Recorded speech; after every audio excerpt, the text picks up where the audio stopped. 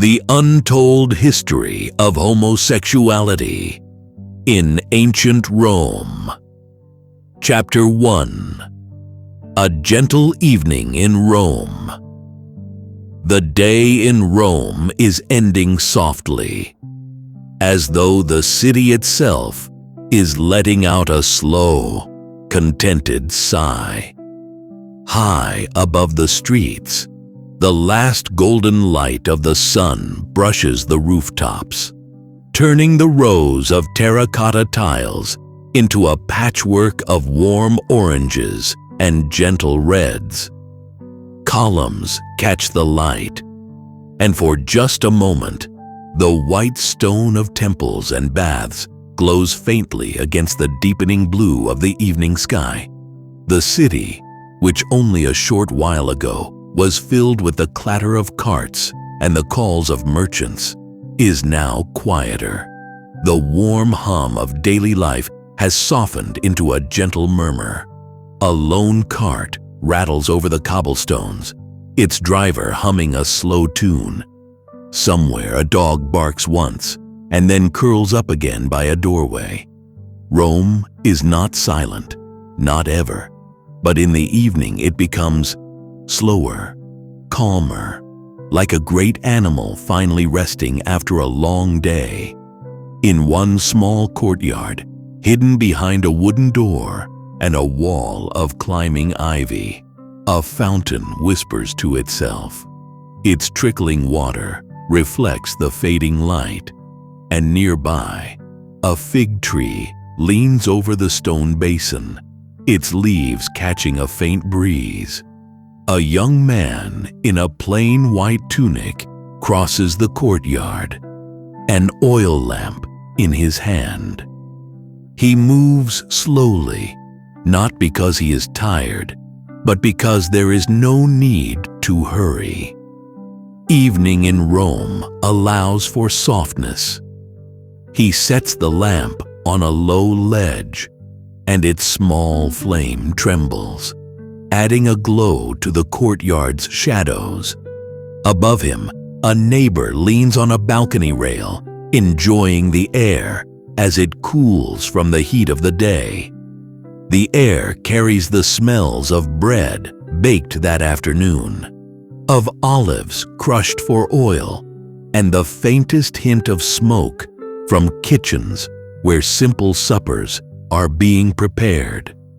In the distance, someone laughs, a warm, soft laugh that travels easily across the stone walls and empty streets.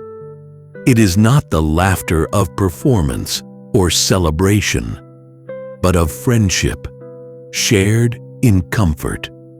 Rome is immense, yet here, in these small courtyards and quiet corners, it can feel like a village. And it is here, in these peaceful hours, that the city's most private lives breathe. The history of Rome is full of emperors, soldiers, and marble triumphs, but tonight is about something gentler. It is about glances exchanged across a narrow street, a hand brushing another hand as lamps are lit, or a soft word spoken that no one else can hear. The young man pauses by the fountain and dips his fingers in the water, letting it drip slowly over his wrist. The water is cool, and for a moment he closes his eyes, feeling the quiet around him. He remembers a smile he saw earlier in the day, brief, almost hidden, yet lingering now in his thoughts like a secret melody. In Rome, love and affection do not always walk openly under the sun. Sometimes they live in the spaces between words, in the safety of shadows, in the understanding between two hearts that the world need not know. As twilight deepens, the stars begin to appear above the rooftops. The first ones twinkle faintly, and then more emerge, like tiny lamps hung across the vast dark canopy. The city does not sleep yet, but it begins to dream. A poet somewhere in an upper room scratches a line onto a wax tablet.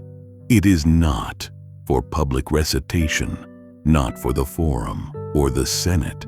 It is for himself, or perhaps for someone whose name is whispered only in the quiet of his heart. He writes slowly, pausing between words, as if savoring the feeling each one carries. In the street below, a cat moves lazily across the stones and disappears into an open doorway. Two boys chase each other, their sandals slapping the stones before their mother calls them inside.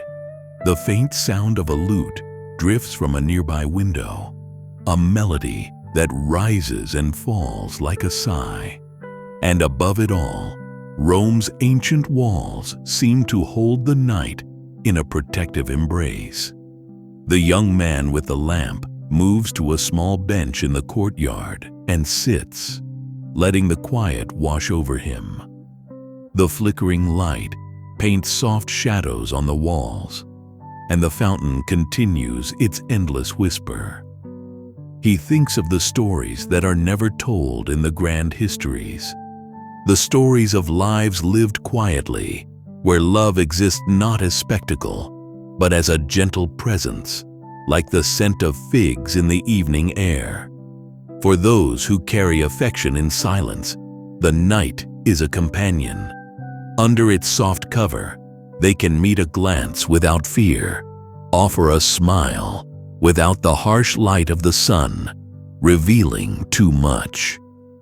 In the privacy of these hours, Rome belongs to them. Its great streets and humble alleys alike become a shared space of comfort, a city wrapped in soft shadows.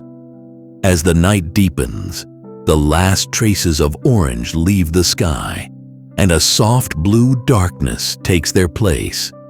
Lamps glow in windows here and there, and the Tiber River glints faintly in the distance, carrying the reflection of the stars. The city seems to exhale once more, and even the wind settles into a slow rhythm, stirring the fig leaves with a sound like gentle whispers.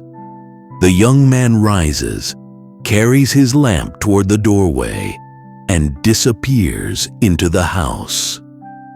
The courtyard is left to its fountain and its shadows, and Rome continues to drift toward night, calm and timeless.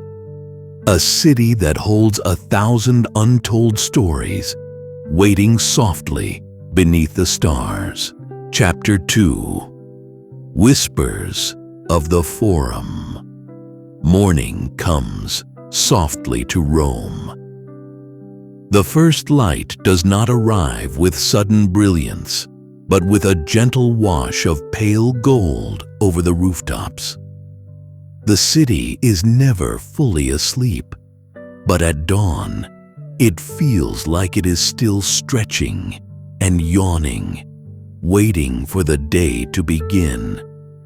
A faint mist rises from the Tiber River, drifting lazily between the marble columns and tiled roofs, softening the sharp lines of the city into a watercolor of light and shadow. The Forum, the heart of Rome, slowly awakens. Merchants are the first to appear, arranging baskets of fruit, amphorae of olive oil, and bunches of fragrant herbs. Their movements are unhurried. A man in a dark woolen cloak brushes dew from a wooden bench before sitting to watch the city stir.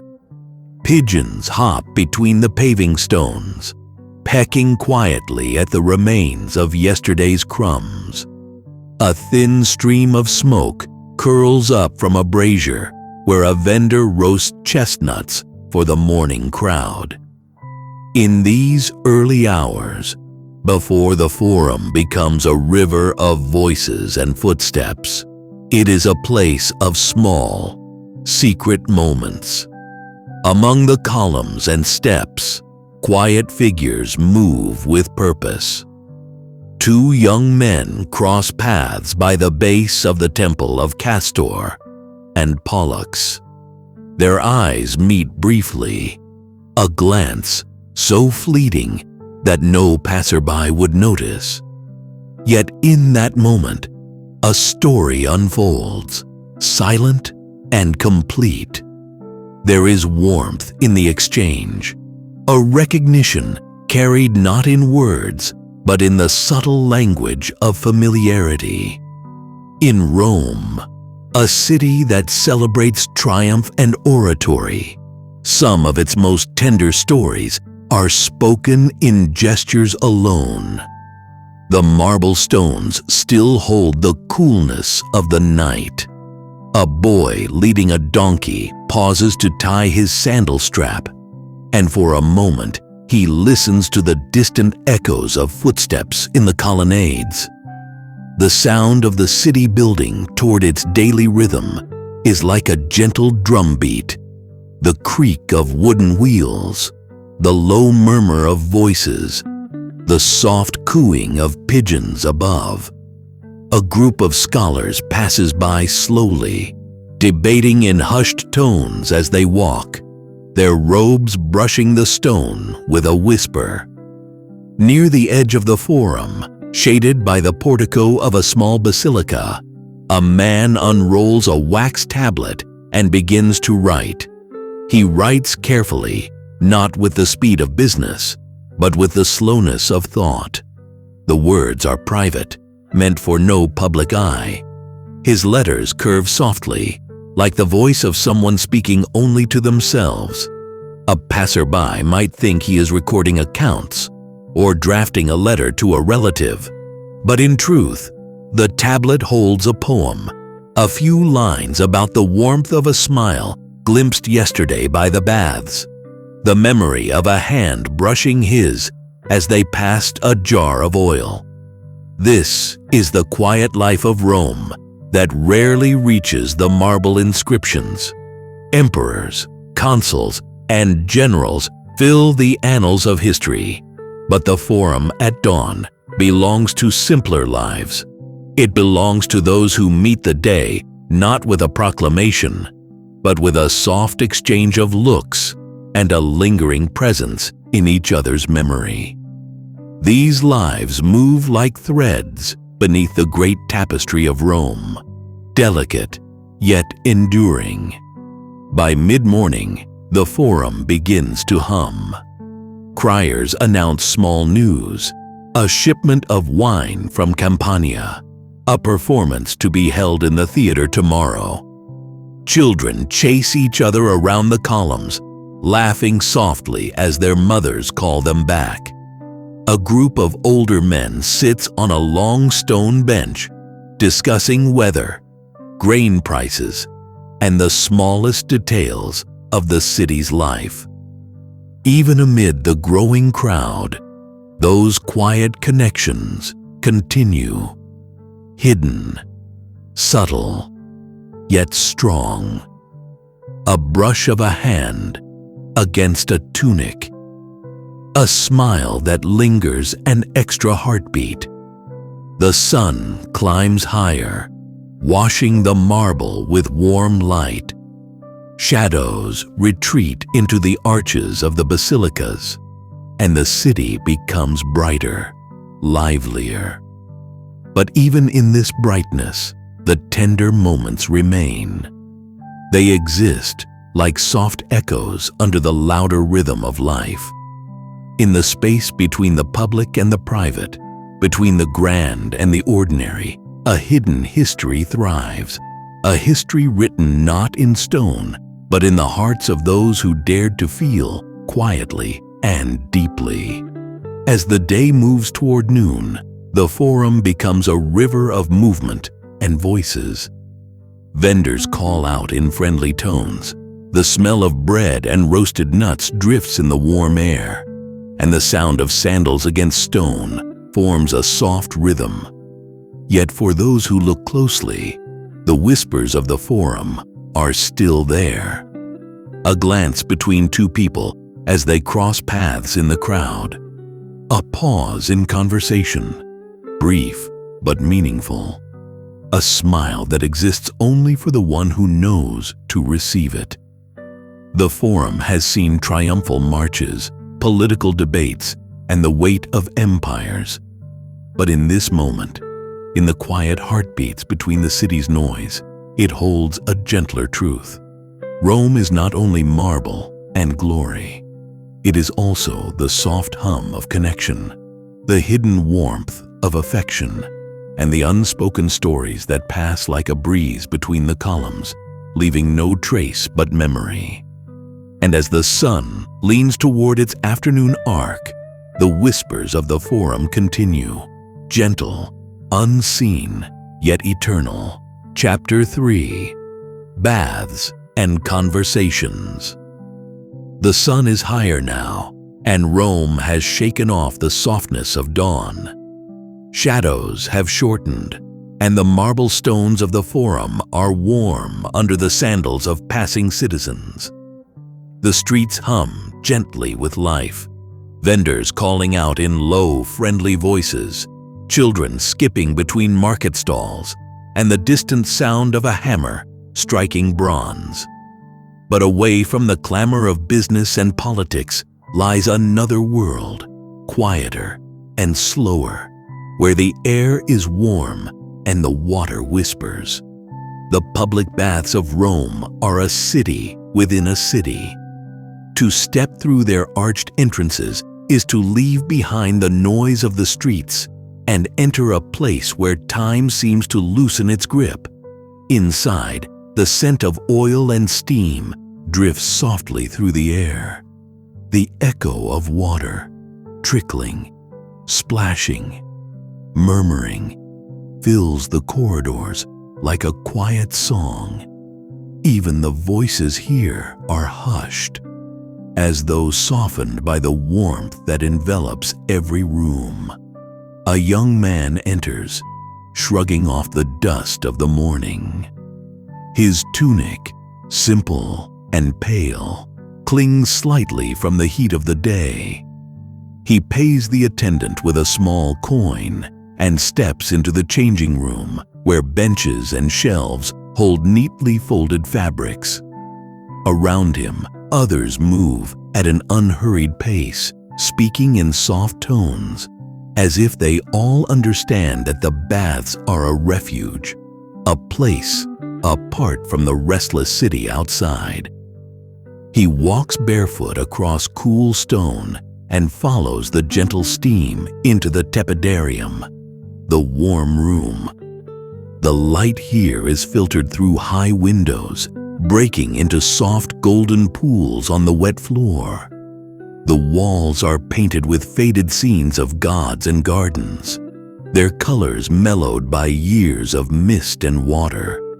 The air is warm, but not oppressive, wrapping the skin in comfort. Small groups of men and boys sit along the ledges, their voices low, carrying stories of the day, or perhaps of nothing at all. Among the murmurs, there are moments of stillness. A man leans back against the stone edge, closing his eyes, letting the warmth sink into his bones. Another slowly pours water over his shoulders, the droplets catching the light like tiny stars. And sometimes, in the quiet, a glance is exchanged, a subtle meeting of eyes across the steam, a flicker of recognition or curiosity. It is a language spoken without words, delicate as the ripples in the pool. The young man moves next into the caldarium, the hot room. The air is thicker here, mist swirling in slow curls. Water trickles steadily from a spout into a small basin, filling the space with its soothing rhythm. He sinks into the pool, the heat surrounding him like an embrace. A man beside him nods politely, and a soft conversation begins about the weather, the grain market, the news from the harbor. Yet beneath the words, there is the quiet pleasure of company, of simply being seen and acknowledged. In these baths, friendships are born slowly, not always with names or promises. Sometimes it is enough to share a space, a moment, a fragment of the day's peace. In a city where ambition roars in the Senate and clatters in the streets, here it whispers. Stories of affection and trust have always passed softly along the wet stones of the baths, just as the water glides from one pool to another. After the caldarium comes the frigidarium, the cold room. He steps into the bright chamber, where the air feels lighter and the sound of splashing water is sharper. The pool gleams like a mirror, reflecting the marble pillars and the hint of sky from an open oculus above. He inhales, hesitates for a moment, and then slides into the cool embrace of the water. It is a shock at first, but soon the body adjusts, and with the freshness comes a quiet alertness. Here, laughter rings softly. Young men dive into the pool with playful energy, sending up gentle ripples. One perches on the edge, dangling his legs and chatting with a friend, while another leans against the wall, dripping water and smiling faintly at a private thought.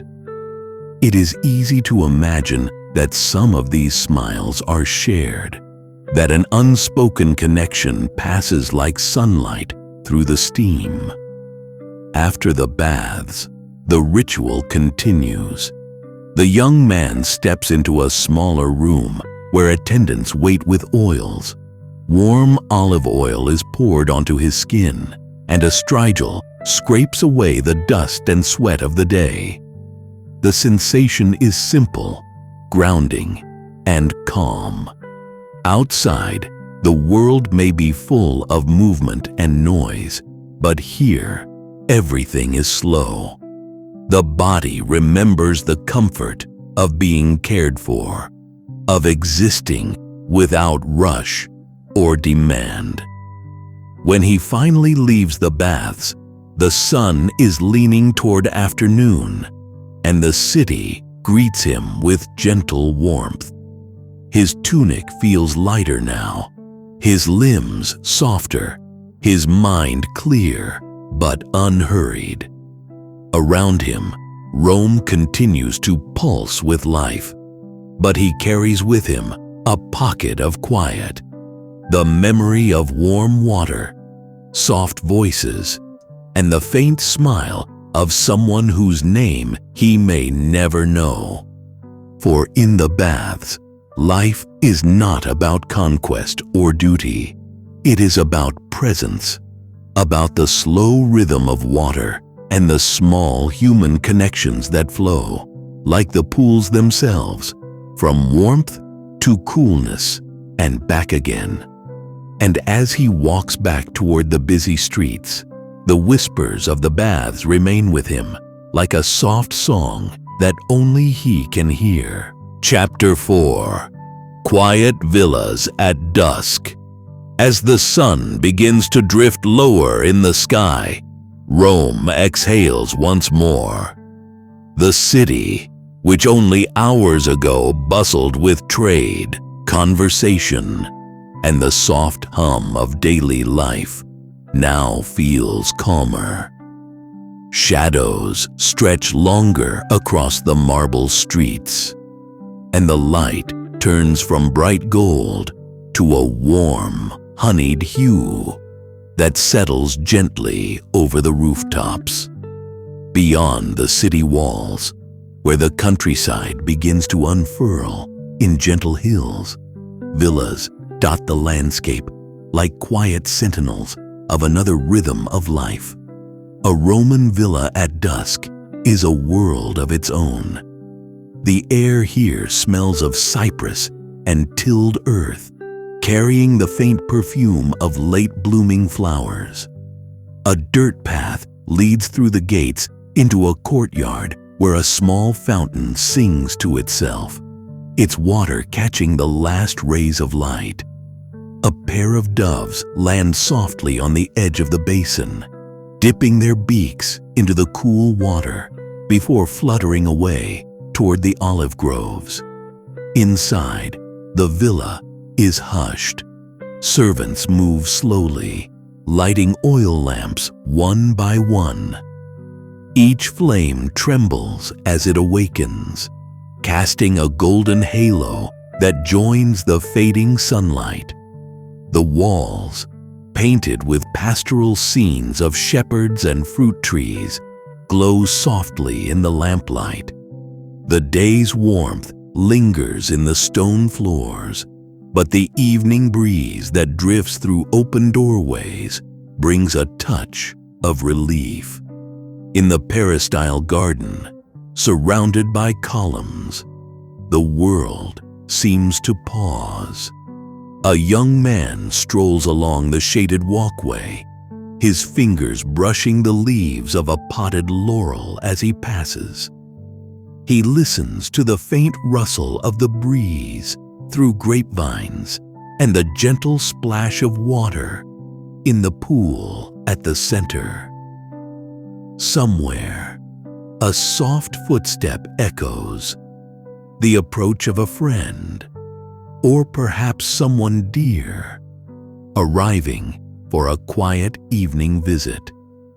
Here, far from the noise of the forum and the crowded baths, there is space for softer exchanges, a slow conversation, a smile that lingers, a gentle hand resting briefly on another. As the sun continues to sink, the countryside itself seems to join in the villa's calm. Shepherds call their flocks back from the pastures, their voices faint but melodious in the distance. The sky deepens into shades of pink and lavender, and the first stars appear shyly above the tiled roof. A single oil lamp in the upper room casts a triangle of light onto the garden below, its reflection trembling in the pool. Dinner is simple, as evening meals in the countryside often are. Fresh bread, olives, cheese, and perhaps a small dish of figs or honey are set out on a low table in the triclinium. Reclining on cushions, the villa's occupants speak in hushed tones, sharing gentle laughter between sips of watered wine. A guest might recite a line of poetry or recall a small story from the day, and others listen with half-closed eyes, letting the soft rhythm of the words mingle with the evening air. The villa is alive with small, intimate sounds: the flicker of oil in the lamp, the splash of a fish in the garden pool, the muted step of someone walking barefoot across the cool stone. All these are the sounds of rest, of a world slipping quietly toward night. Sometimes, in these twilight hours, a walk through the vineyard or along the garden path feels like stepping into a painting. The air is still warm, carrying the scent of crushed herbs and ripening grapes. Fireflies begin to emerge, tiny pinpoints of light that hover over the fields, as if the stars themselves had drifted down to rest among the vines. The young man and his companion walk slowly, speaking little. Their shadows stretch long across the soft earth, and the world seems to contract to this one moment, tender and unhurried. Inside the villa, as darkness settles, the rooms become pockets of golden light. Scrolls are set aside, cups are emptied, and one by one, the lamps will burn lower. In a corner of the peristyle, a cat curls on a cushion, already drifting into dreams. Above, the night sky stretches wide and clear, a reminder that even in this quiet refuge, Rome is part of something eternal. Here, in the villa at dusk, life feels removed from the weight of history. There are no triumphal processions or marble monuments in this scene, only the soft pulse of human life, gentle laughter, whispered words, and the calm of companionship. For those who know where to look, love lives here too, quiet and unspoken, like the breeze that moves the curtains in the upper room. When night finally deepens and the lamps are dimmed one by one, the villa will rest in complete silence. Beyond the walls, cicadas sing softly in the fields. Inside, dreams will flow like the fountain in the courtyard, steady, unhurried, and full of quiet reflections of the day that has passed. And in this peace, in this slow and tender rhythm, another day in the life of Rome comes to a close. Not in the roar of the city, but in the sigh of the countryside, where villas at dusk hold the softest of the empire's stories. Chapter 5. Love in the Shadows of Temples. As the last light of evening fades into a calm twilight, the temples of Rome take on a life of their own. By day, they are alive with footsteps and voices, citizens offering prayers, priests arranging offerings, and the distant clatter of city life echoing from the streets. But as the sun lowers and the city softens into evening, the temples fall into a gentle quiet, their marble columns standing like silent guardians beneath the sky. The air around the temples at night carries a stillness that is rare in the busy heart of Rome. The scent of incense lingers faintly, mingled with the perfume of laurel leaves and the faint smoke of extinguished torches. The stone beneath the feet is cool now, having released the warmth it held during the day. Above, the first stars appear, peeking between the pediments and roof lines, as if pausing to listen to the whispers of the city below. A young man approaches the Temple of Venus, his steps soft on the flagstones. He has no urgent prayer tonight, only a quiet desire to be near the place where so many have whispered their hopes and affections. The temple's outer walls are bathed in moonlight, while its interior glows faintly with the golden shimmer of a few oil lamps left to flicker through the night. Inside, the shadows are long and gentle, draped across the polished marble floor like a soft blanket. He passes a statue of the goddess herself, serene and timeless, her expression neither stern nor cold, but quietly knowing. The light of the lamp trembles on the curve of her stone cheek, and for a moment it feels as though the temple is watching, not with judgment, but with understanding. In these sacred spaces, the heart can speak softly to itself, to memory, and to dreams. In a small alcove near the rear of the temple, another figure waits, a familiar one. They do not greet each other with words at first. There is no need. In the hush of this place, even the sound of breathing feels like a confession. A glance is enough, carrying with it the warmth of recognition and the comfort of trust. Their hands meet briefly in the shadow of a column, the cool stone behind them, and the soft night air brushing past like a sigh. The temples of Rome have witnessed countless offerings, jars of honey, garlands of flowers, and coins dropped into sacred fountains. But they have also held countless unspoken promises, the kind exchanged in silence between two people whose lives move through a world that demands much of them. Here, love is not loud. It moves gently, like the evening breeze, leaving no trace on the marble floor except the memory of footsteps that vanish into shadow. A torch flickers outside, and a faint murmur of the city drifts in. The distant splash of water from a fountain, the soft call of someone closing their shop for the night. But here, in the shadow of the temple, the world feels far away. Time itself slows, as if the old gods grant a small pause for those who seek peace beneath their watchful eyes. They sit on a low step near the altar, saying little. A quiet laugh escapes once, more like a breath than a sound. One of them produces a small sprig of laurel, plucked from the villa garden earlier in the day, and sets it gently near the base of the statue.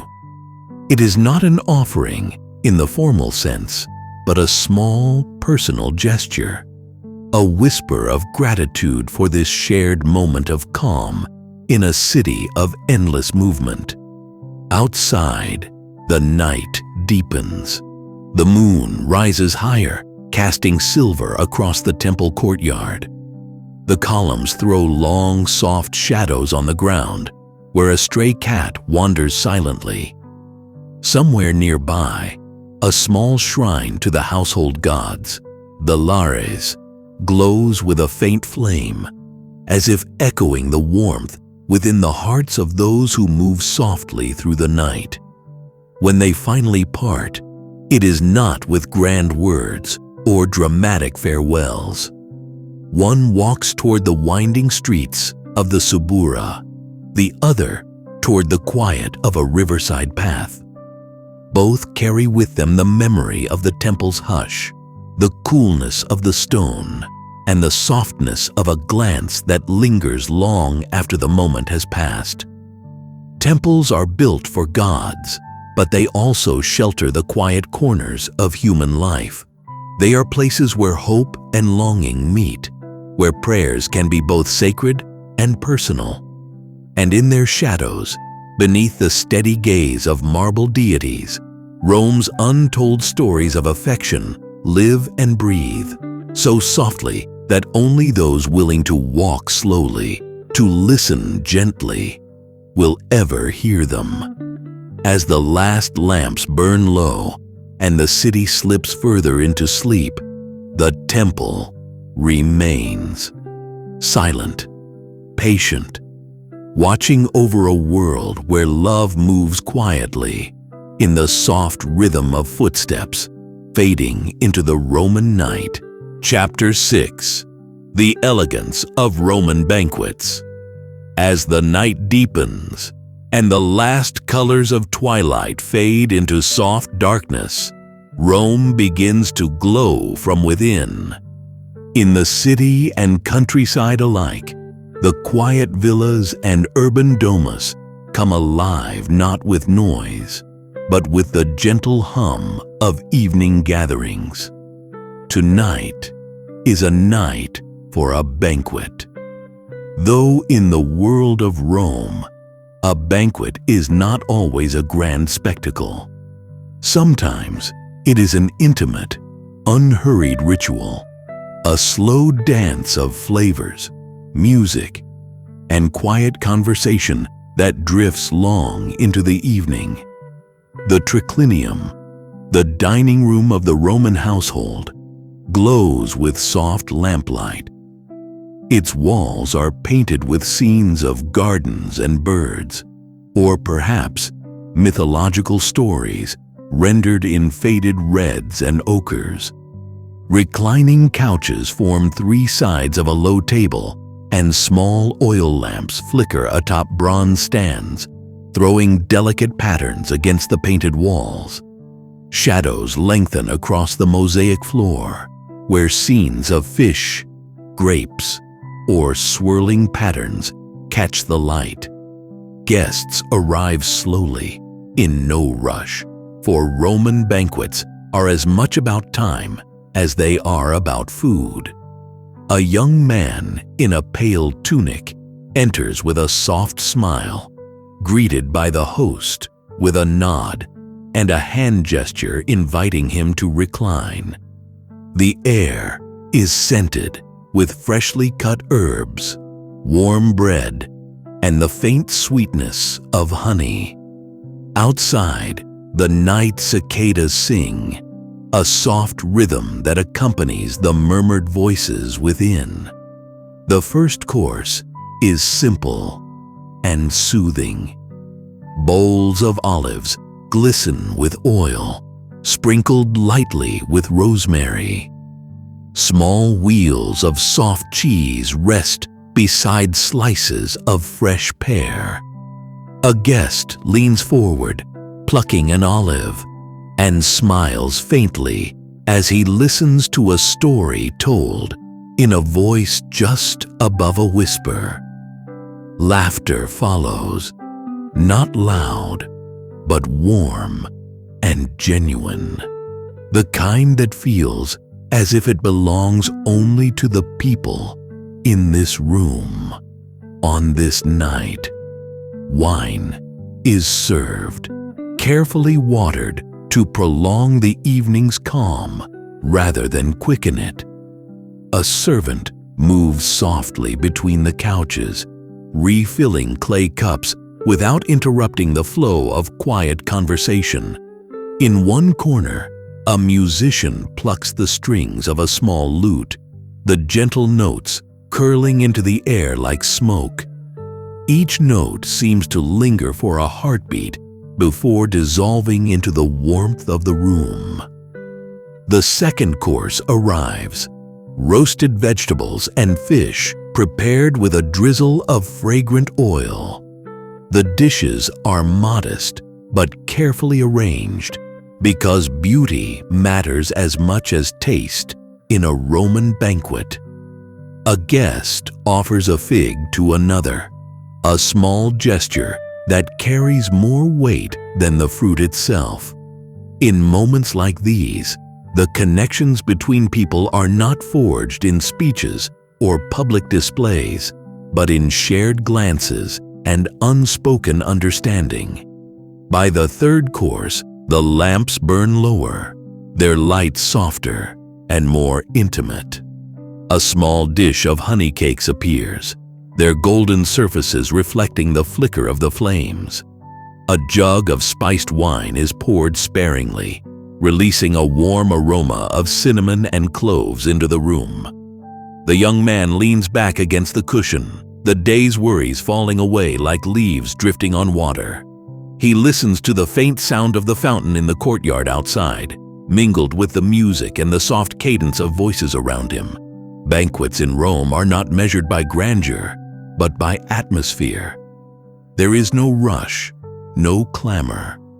The night belongs to conversation, to subtle exchanges, to the pleasure of simply being present in good company.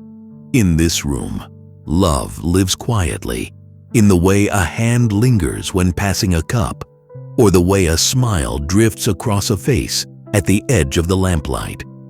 As the evening wanes, the host rises slowly and thanks his guests.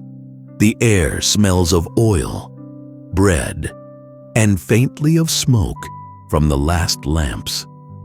Guests step softly into the cool night, the sky now heavy with stars. The city is hushed, and even the countryside beyond seems to listen to the footsteps of those who leave, carrying with them the warmth of the triclinium and the gentle music of a night well spent.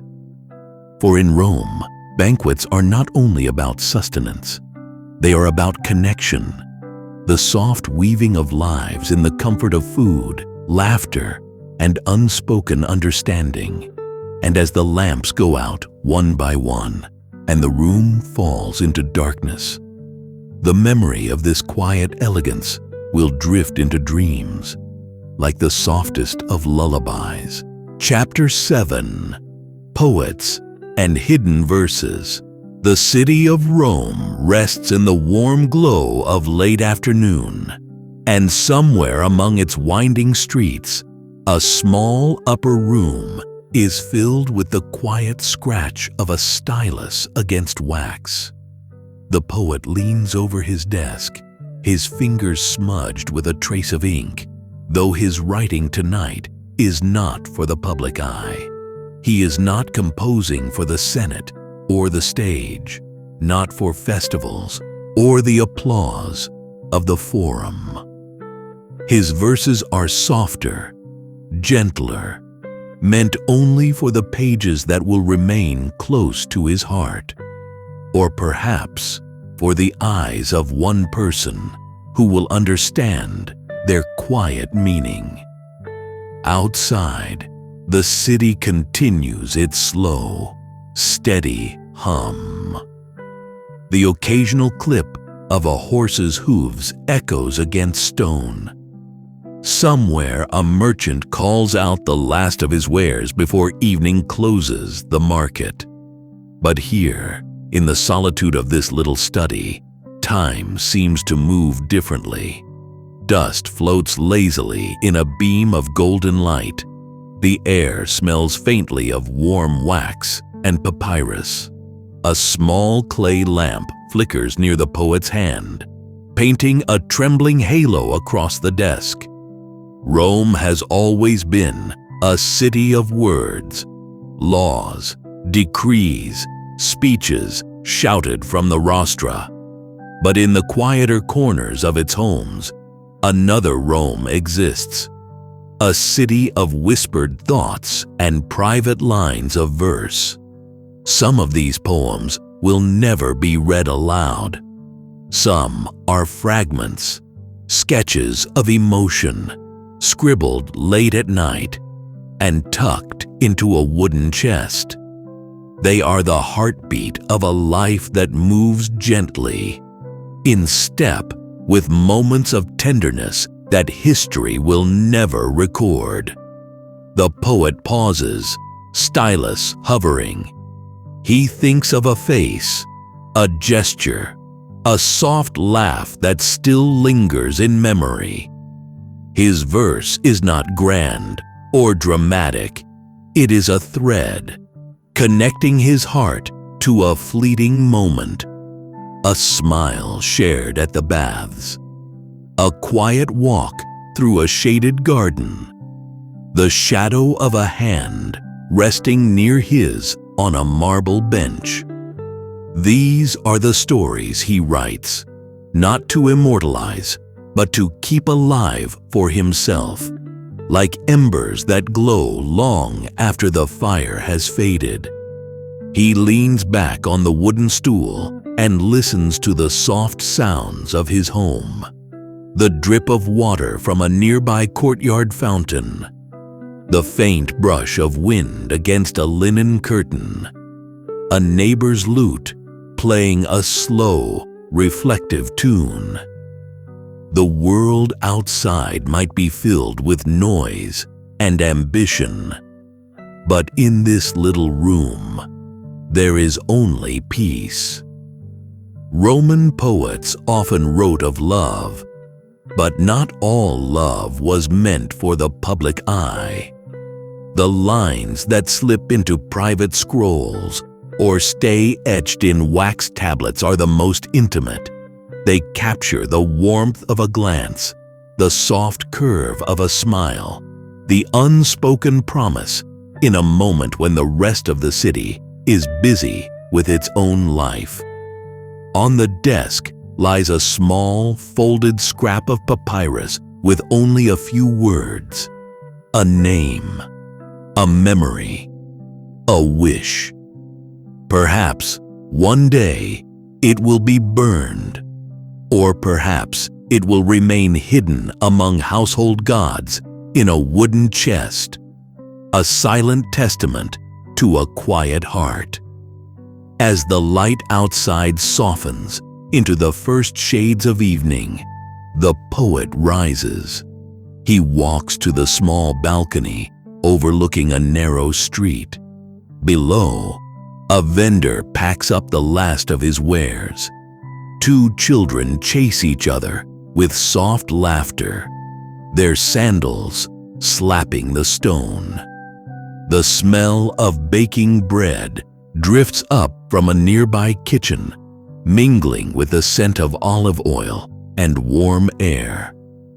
He smiles faintly, holding his little wax tablet close to his chest, as if the city itself is keeping his secret. He will write again tonight, by lamplight, perhaps finishing the lines he began. Some verses he may leave unfinished, content in their simplicity. Others he may hide carefully in a jar or under the corner of a mat. But all of them belong to the quiet rhythm of Rome at rest, the side of the city that history rarely speaks of, yet one that lives on in every whispered word, every glance, every hidden verse. Chapter 8. The Theater of Subtle Gestures. Evening in Rome brings with it a different kind of life. The streets that were warm and busy under the sun now glow with soft lamplight. As the day winds down, citizens make their way toward places of entertainment, not the roaring arenas or the public spectacles of the circus, but the quieter charm of the theater. Here, in the calm edges of the city's cultural heart, the air hums with gentle anticipation. The theater is a world of shadows and whispers. Its marble steps are warm beneath the sandals of those who arrive early, and as the audience filters in, a soft murmur rises, like leaves rustling in a summer breeze. Oil lamps flicker along the colonnades, casting long, dancing shadows over carved stone and painted backdrops. Unlike the great spectacles of the Colosseum, the smaller theaters of Rome are places of subtle pleasure. The plays are intimate, performed close to the audience, with actors moving gracefully across wooden stages. A soft breeze drifts through the open-air design, carrying the faint scent of evening flowers from nearby gardens. Laughter, when it comes, is gentle. Applause is a wave, not a roar, rolling softly through the crowd. A young man takes a seat along one of the lower benches, where he can see both the stage and the faces of those around him. He notices the quiet excitement in the air, the way people lean toward one another to exchange a few whispered words before the performance begins. Across the way, another pair of eyes meets his, just for a moment. A small nod, a hint of recognition, and then the gaze moves on. In a world of grand gestures and public lives, the theater offers a space where the smallest expressions can hold entire conversations. The play begins with the soft sound of flutes and the light rhythm of a drum. Actors in masks enter the stage, their steps measured and graceful. The story they perform is familiar, a tale of mistaken identity and quiet devotion. But the magic lies not in the plot, but in the way it unfolds. Each tilt of the head, each pause in the dialogue, each graceful turn of the hand seems to hold meaning. The audience leans in without even realizing it, drawn into the language of movement and silence. Here, in the soft glow of lamplight and the quiet music of the stage, private lives can touch without ever speaking aloud. A brush of the shoulder while leaning in to whisper a comment. A shared smile when a clever line is delivered. A hand that rests just a moment longer than necessary on the bench between two people. These are the moments that live beyond the performance, moments that do not need applause to matter. Above the theater, the sky deepens into a soft indigo. Stars appear one by one, and the air cools gently, carrying the sound of the performance into the night. A passing breeze stirs the edge of a curtain, and for a heartbeat, the theater feels like part of the larger world, connected to the streets, the river, and the hills beyond the city. When the play reaches its quiet end, the audience rises slowly. There is no rush to leave, no thunder of feet or shouts of excitement. Instead, soft voices exchange thoughts, and the glow of satisfaction spreads like the warm lamplight across each face. The young man lingers near the exit, letting the flow of the crowd pass him by. In that pause, he catches one more glance from across the way, a fleeting but meaningful acknowledgement, as if the performance had been a shared secret between them. The walk home is peaceful. The streets are mostly empty now, the sound of footsteps softened by the night. Lamps glow in distant windows, and the Tiber reflects the faint light of the stars. In the memory of the evening, the gestures, the glances, and the soft rhythms of the theater remain, like a gentle echo that will hum in the heart long after sleep has claimed the city. Rome is often remembered for its grandeur, for its triumphs, and its noise. But there is another Rome, one made of small movements and quiet joys.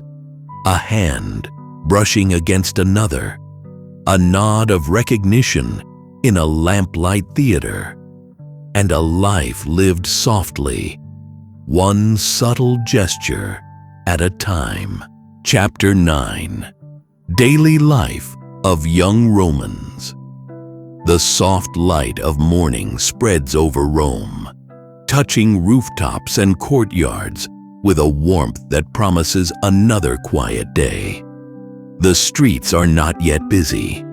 A few vendors open their shops, sweeping the cobblestones in front of their doors, and the smell of baking bread drifts from a nearby oven. In the upper rooms of small houses, young Romans stir from their sleep, their days beginning with the same unhurried rhythm that has carried the city through centuries. For a young Roman, life is a mixture of learning, helping, and wandering through the city's soft currents of daily life. The first task might be carrying water from a fountain, the sunlight catching the surface of the bronze jug. A mother leans from a doorway to check the street, and neighbors exchange small greetings over the sound of distant hammering from a workshop. The air feels clean in the early hours, touched with the smell of olive oil and morning fires. Some children follow their fathers to workshops or small market stalls, their sandals slapping lightly against the stone.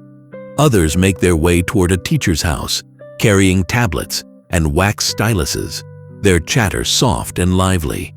In shaded courtyards, lessons unfold slowly, A teacher might recite a line of poetry, and the students repeat it in quiet voices, the words blending with the gurgle of a small fountain nearby.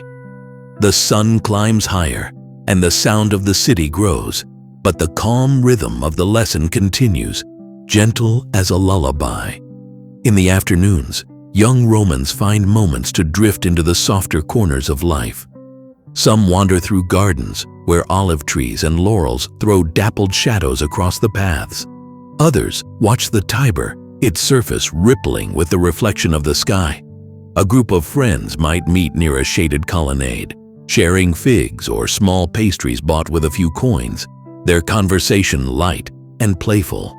Even in laughter, Rome moves at a pace that allows every moment to stretch. Friendships bloom in these unhurried hours.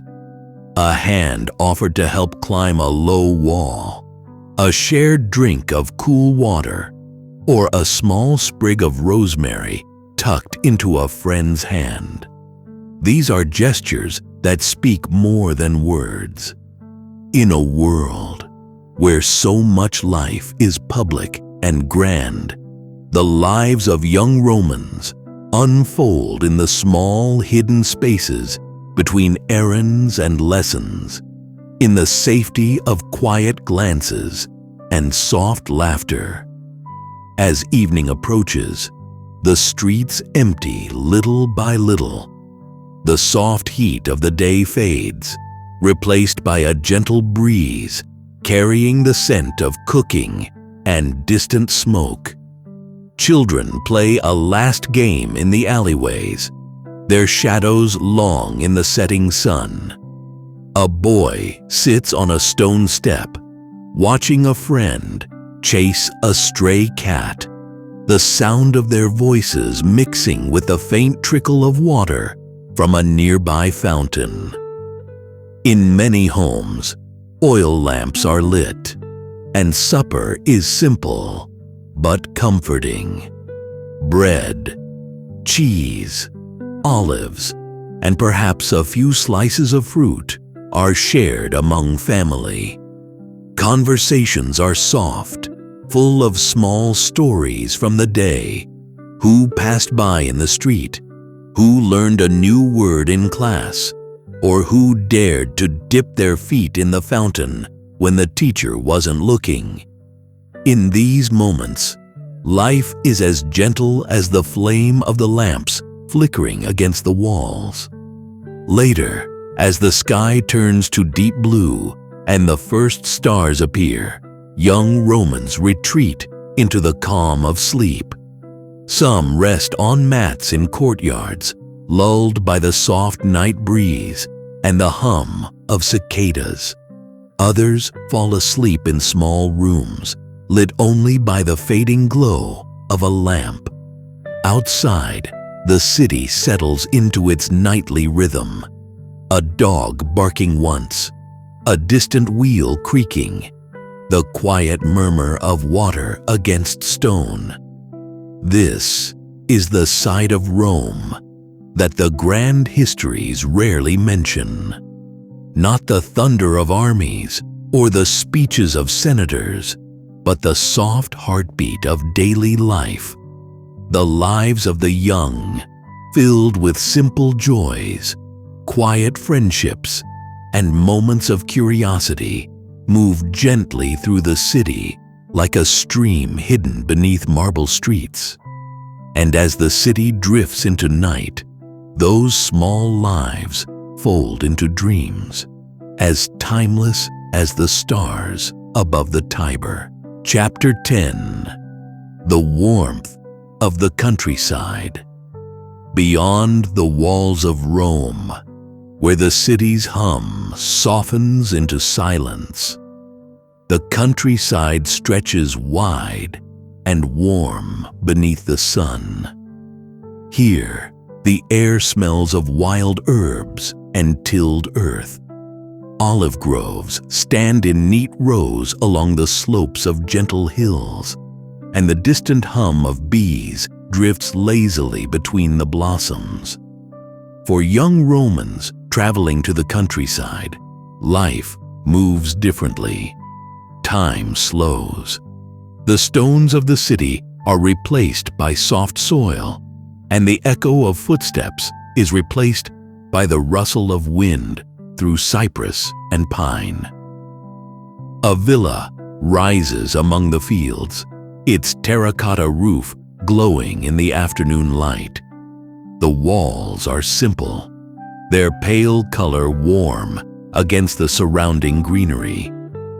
A low stone wall borders a garden where rosemary and thyme grow, and a small fountain bubbles softly in the shade.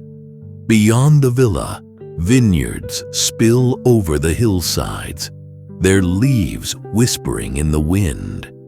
Here, the world feels both expansive and intimate, as though the countryside itself cradles those who wander its paths. A young Roman walks along a dirt track, sandals scuffing the dry earth. The sun is warm on his shoulders, and he can hear the faint tinkle of goat bells somewhere beyond a low hill. A farmer waves from a distance, guiding his flock slowly home, while two children run through an olive grove, their laughter carried on the breeze. In this wide, open place, every sound feels softer, every color warmer, and every breath deeper than in the crowded streets of the city. In the late afternoon, life in the countryside takes on a rhythm of its own. Workers return from the fields with baskets of grapes and figs. A woman kneels by a stream, rinsing vegetables in the clear water, while a boy rests on a rock, letting his bare feet dangle in the current. Even the animals seem unhurried.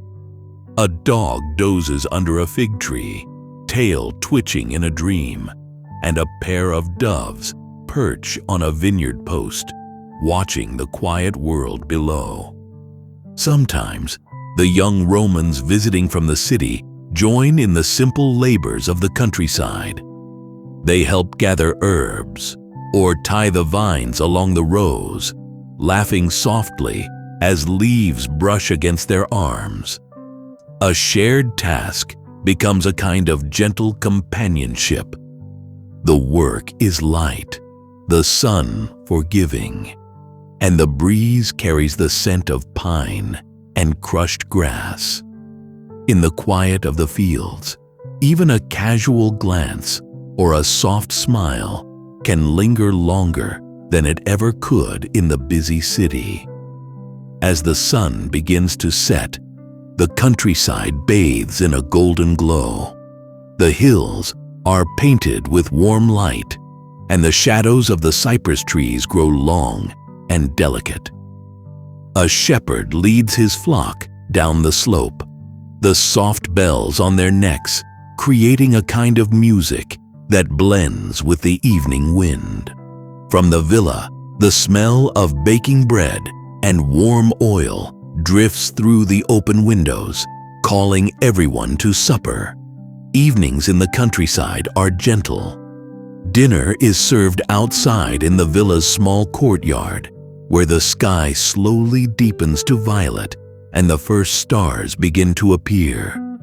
The table is simple: a loaf of bread, bowls of olives, fresh cheese, figs, and honey.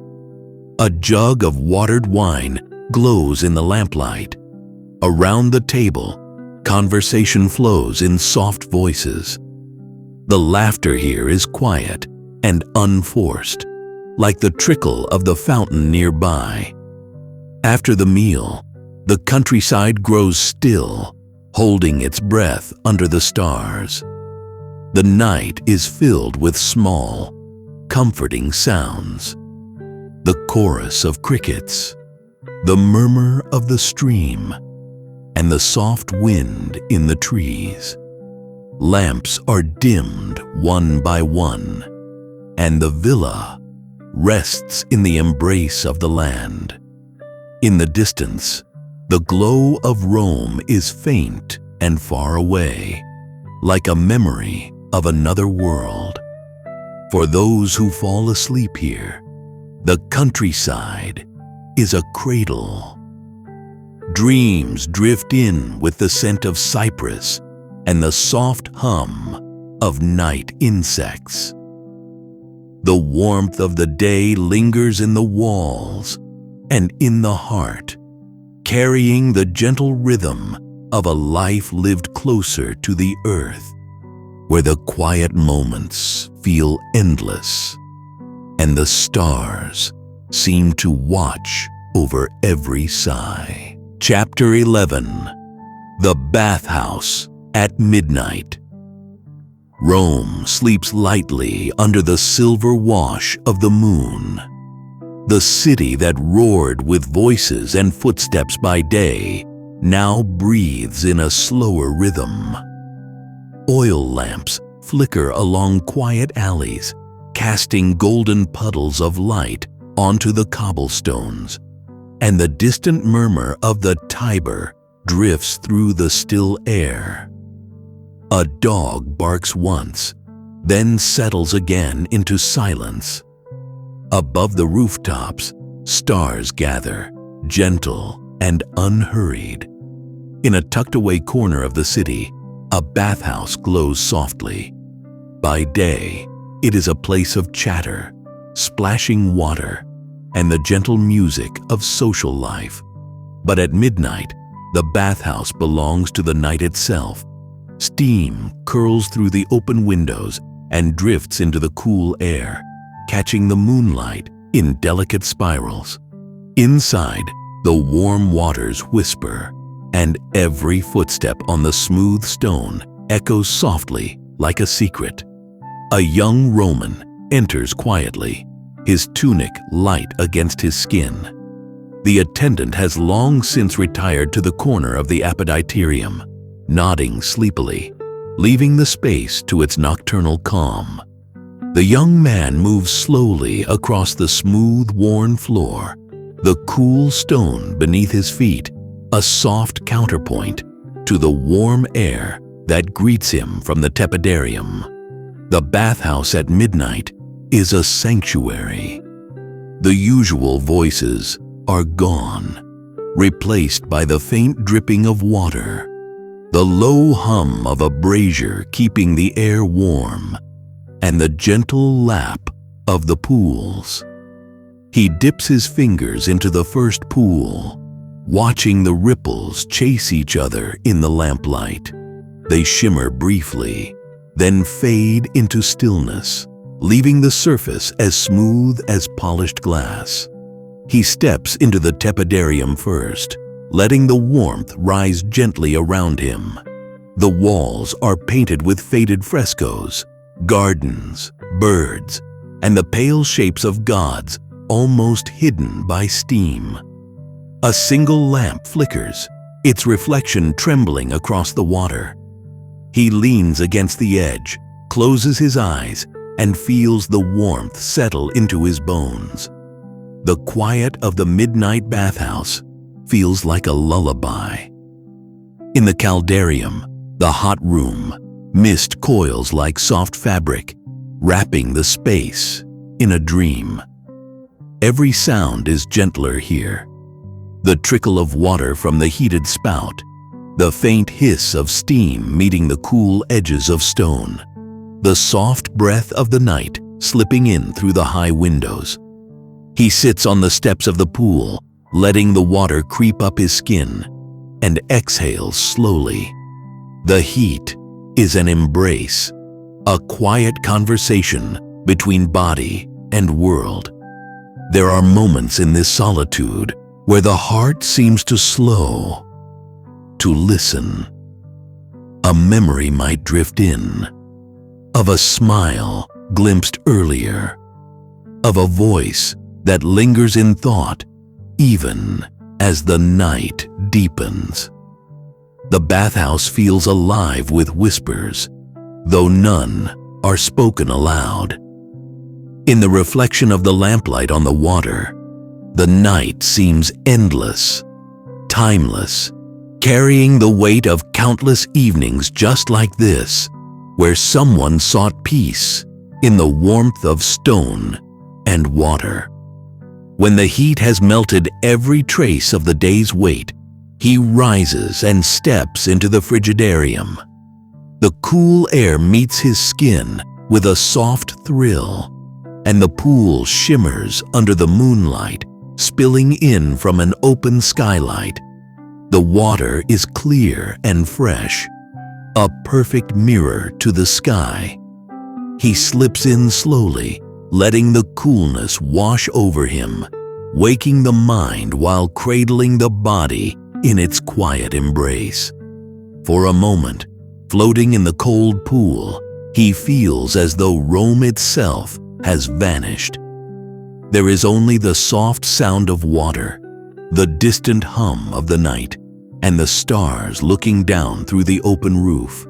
His breath is slow, his eyelids heavy. A wave of calm drifts through him, as if the bathhouse itself is a cradle for dreams. When he finally leaves the water, the stone floor is cool beneath his feet.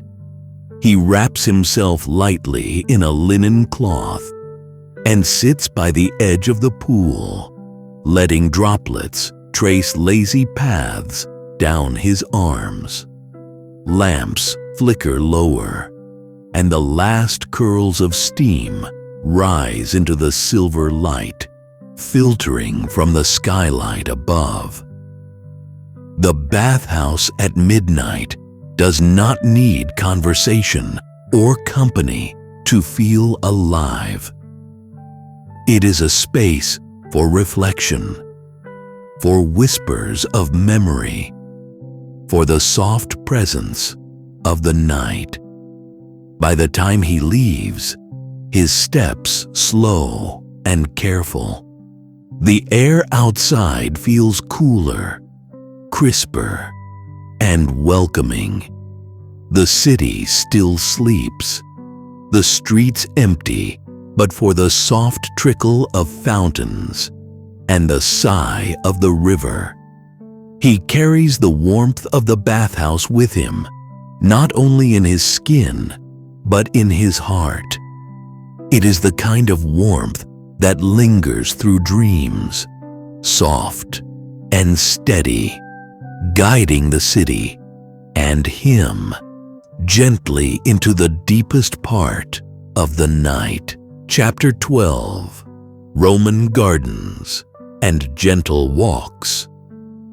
The morning sun rises slowly over Rome, touching the tops of cypress and pine trees with a soft golden light. The air is fresh, carrying the scent of damp earth and crushed leaves from gardens that have waited quietly through the night. In a city of marble and noise, gardens are havens of stillness, small worlds where time seems to slow, and the gentle rhythm of nature softens the clamor of the streets. A Roman garden is never hurried. Stone paths wind beneath pergolas covered in grapevines, their leaves trembling lightly in the breeze.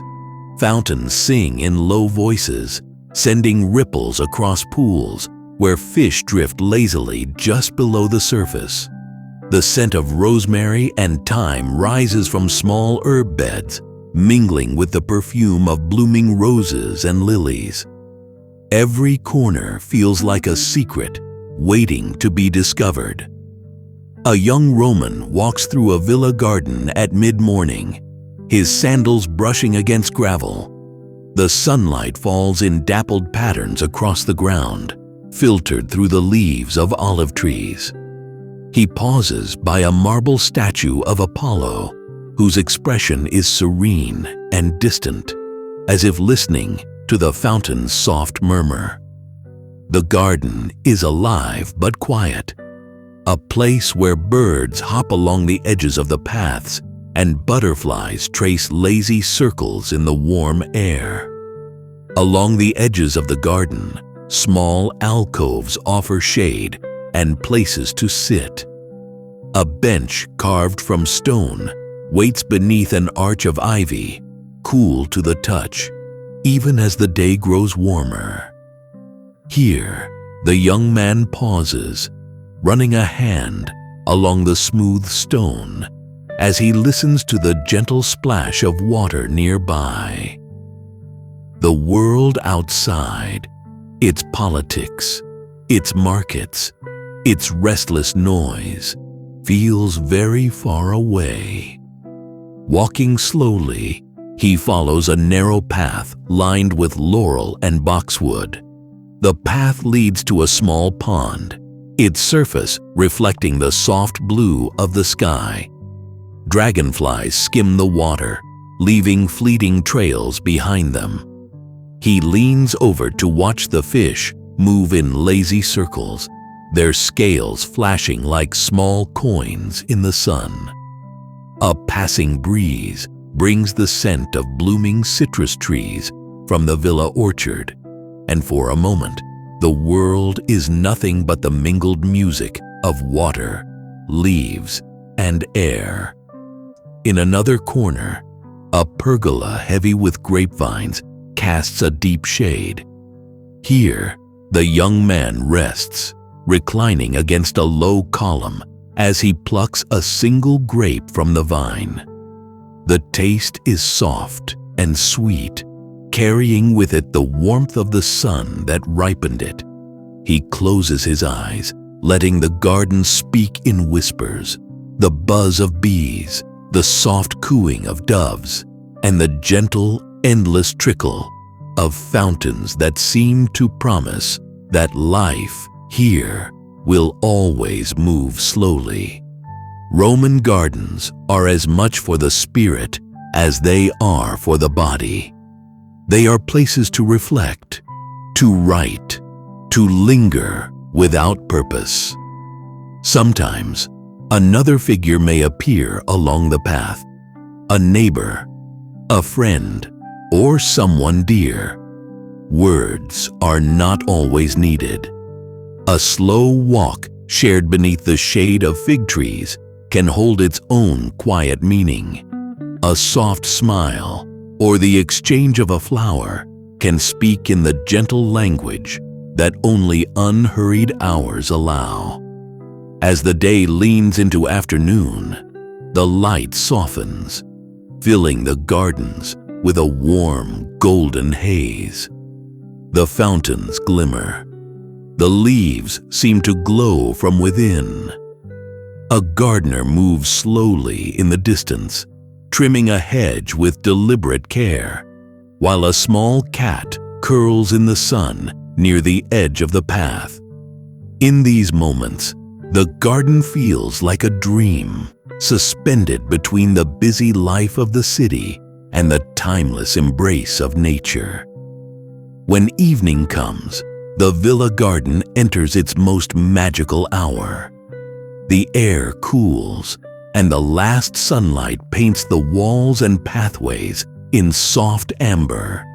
Lamps are lit along the colonnade, their light reflecting on the water of the ponds. The scent of blooming jasmine drifts through the air. Walking through the garden now feels like moving through a painting, one where every sound is gentle and every sight invites calm. By nightfall, the garden rests under the soft watch of the moon and stars. The fountains still whisper, and the stone paths hold the memory of the day's warmth. Anyone wandering here might linger longer than intended, reluctant to leave the embrace of such quiet beauty. And for those who drift into sleep nearby, the garden's whispers follow into dreams, carrying the soft promise that tomorrow will come as gently as today. Chapter 13. The Language of Gifts. In Rome, words are powerful. They echo in the forum, carved in stone, carried on the wind by orators and poets. But in the softer world of private life, there is another language, one spoken without words at all. It is the quiet language of gifts. A sprig of laurel, a ring, a small pouch of olives from a family grove. These tokens are whispers that speak where voices cannot, leaving behind a warmth that lingers in the heart. In the narrow streets near the Tiber, young Romans move carefully, carrying little tokens in their hands. A simple ribbon of dyed wool, a small carved figurine of a dove, a ring made of bronze, its metal warm from being held tight in a pocket. These are not the offerings of the marketplace, nor the treasures of senators. They are fragments of connection, gentle acknowledgments of affection that slip between the noise of the city like ripples in a fountain. In a quiet courtyard, a young man sits beneath a fig tree, holding a small clay lamp and turning a carved bead in his fingers. He has walked the city all morning to find this piece, a simple token, but one that carries meaning. In Rome, a gift does not need to be grand to speak deeply. A sprig of rosemary might carry the memory of a shared walk through a garden. A piece of fruit, offered at just the right moment, might say, "I thought of you today." At the baths, on quiet afternoons, these tokens often pass between hands like the brush of a shadow. A smile might precede it, or nothing at all. One young Roman leaves a small, smooth stone, shaped naturally like a heart, on the edge of the pool where another will find it. No one speaks, yet the meaning is understood. It is a gesture that lingers in memory, more enduring than many of the words shouted in the busy streets beyond. In villas and gardens, the language of gifts deepens. A ring might be left on a low stone bench, its bronze warmed by the sun. A garland of fresh flowers might appear at a favorite alcove. These gifts are not for display. They are soft as the evening breeze and quiet as the first ripples in a pond. They belong to the private Rome, the Rome that breathes in courtyards and gardens and whispers along the colonnades at dusk. The market stalls near the Forum know this language as well. Vendors smile as they sell single figs, sprigs of laurel, or little carved charms. They have seen the exchanges before. A coin passed, a fruit chosen carefully, a glance that says more than any conversation could. The city is full of stories no historian writes down. Stories that begin with a gift, passed from one hand to another in the warm, forgiving light of afternoon. As the sun begins to fall, Rome softens. Shadows lengthen. Oil lamps are lit, and the city exhales into evening. In a quiet alley, a gift is given, a ribbon tied softly around a wrist. No one else will notice. The gesture will live only in memory, like the faint scent of rosemary after a hand brushes the leaves. At night, the language of gifts continues in the silence of the home. A folded piece of papyrus tucked under a lamp. A sprig of flowers left near a sleeping mat. A small jar of honey left on a windowsill to be found in the morning. These gestures need no words. They are the slow heartbeat of human connection in a city that moves to the rhythm of marble and power. And when sleep comes, the memory of those quiet offerings drifts into dreams. The gift itself may fade, be eaten, be worn away, but the feeling it carried lingers like the soft warmth of a lamp long after the flame has gone out. In the silent language of gifts, Rome speaks gently to itself, one tender gesture at a time. Chapter 14. Sculptures and Paintings. In Rome, art is everywhere. It lives in the streets, on the walls of homes, in the quiet courtyards of villas, and in the grand halls of temples.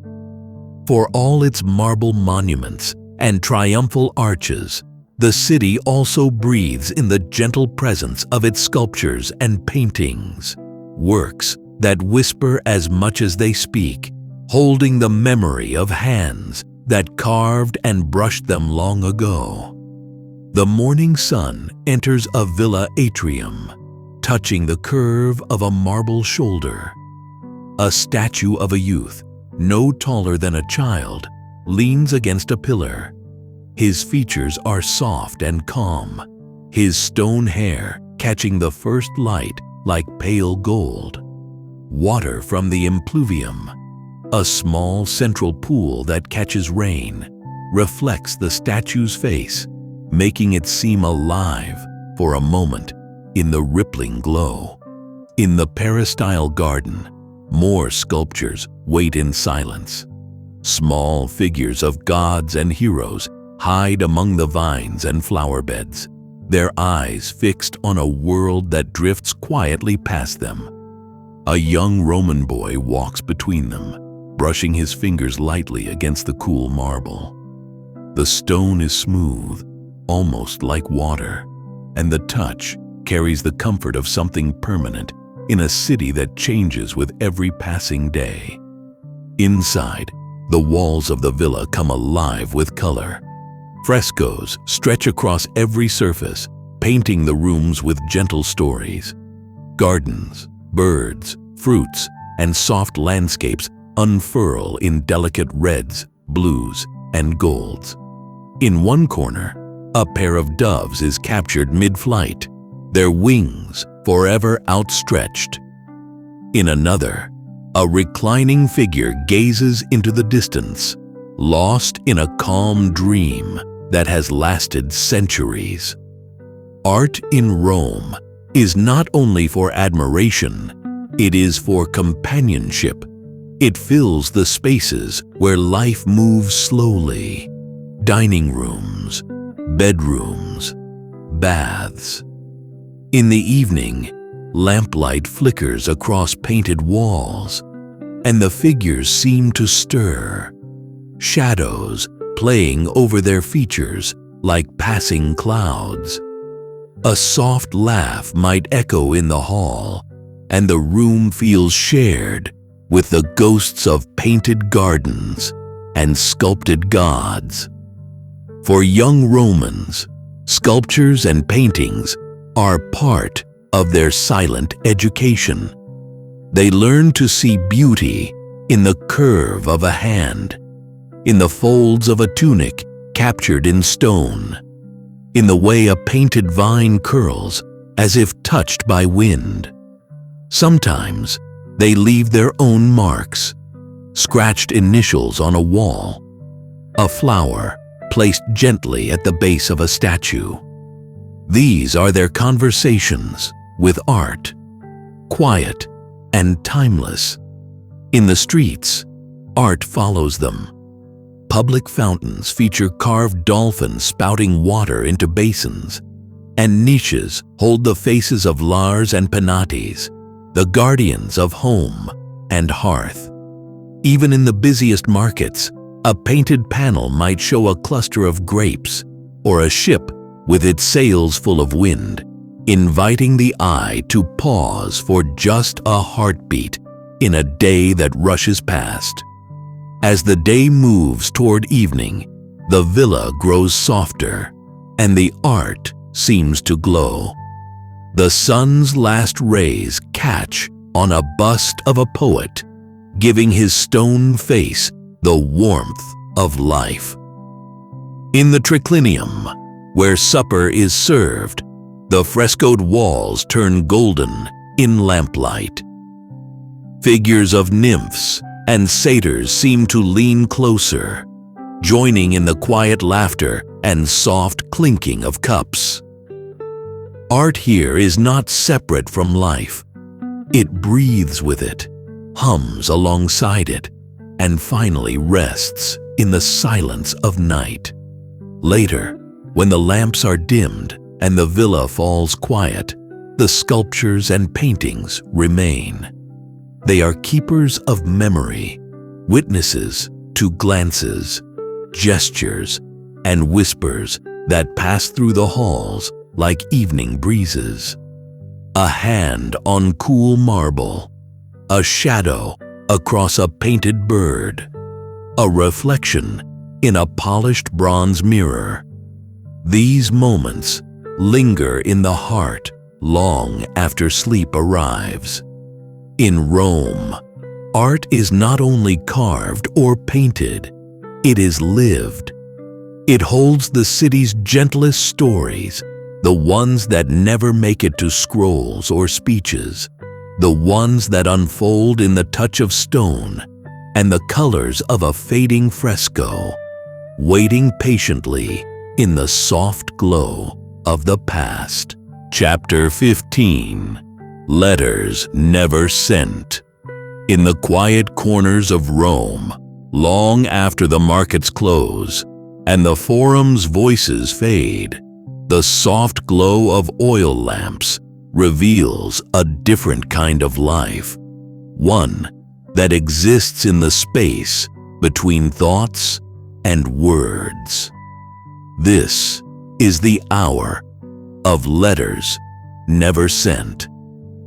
A young Roman sits at a wooden desk in a small upper room.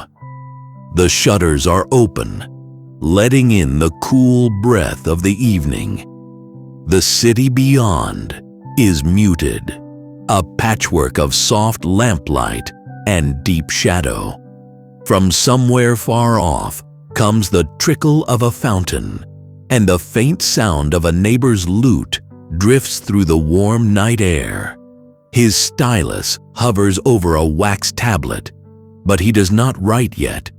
Instead, he listens to the quiet of the room, to his own thoughts, to the memory of a voice he wishes he could hear again.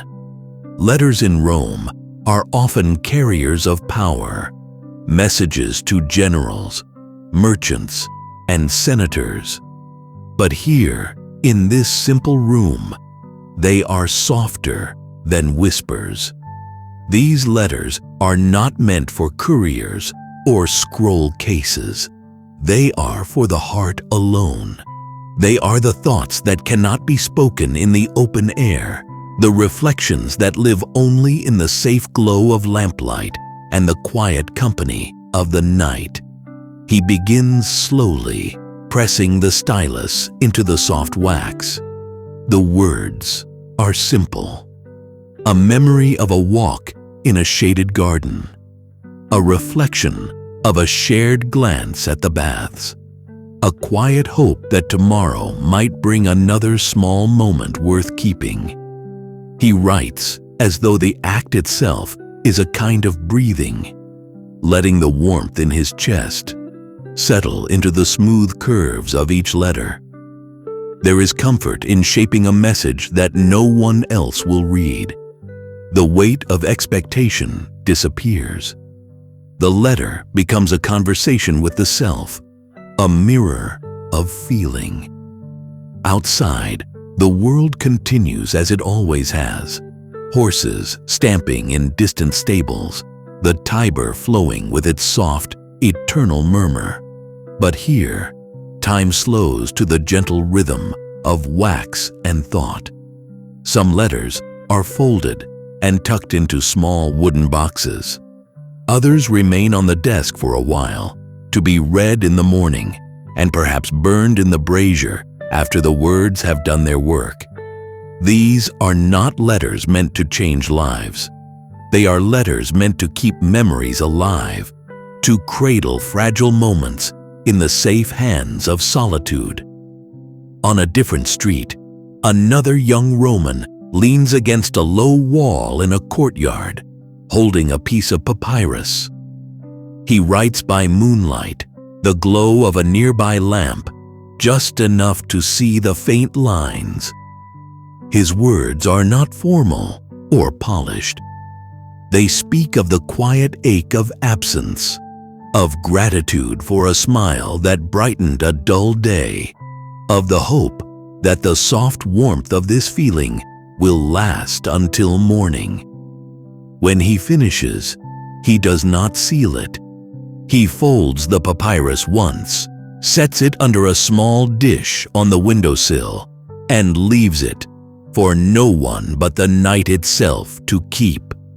The city holds countless letters like these, silent and secret.